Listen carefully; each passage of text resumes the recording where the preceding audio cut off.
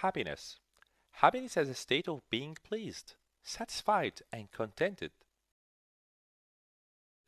However, happiness differs from one person to another. Some people think that happiness is attained through wealth. The more money they collect, the happier they feel. This type of people believes that money is the only means to get what they want.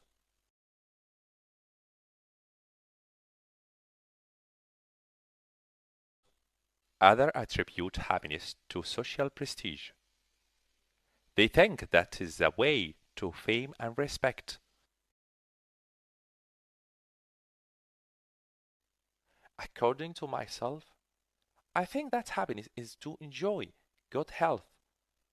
Health, in my opinion, is the crown of life.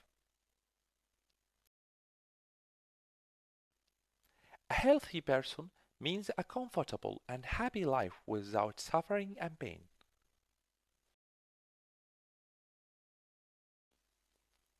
Happiness. Happiness is a state of being pleased, satisfied, and contented. However, happiness differs from one person to another. Some people think that happiness is attained through wealth. The more money they collect, the happier they feel. This type of people believes that money is the only means to get what they want. Others attribute happiness to social prestige. They think that is the way to fame and respect.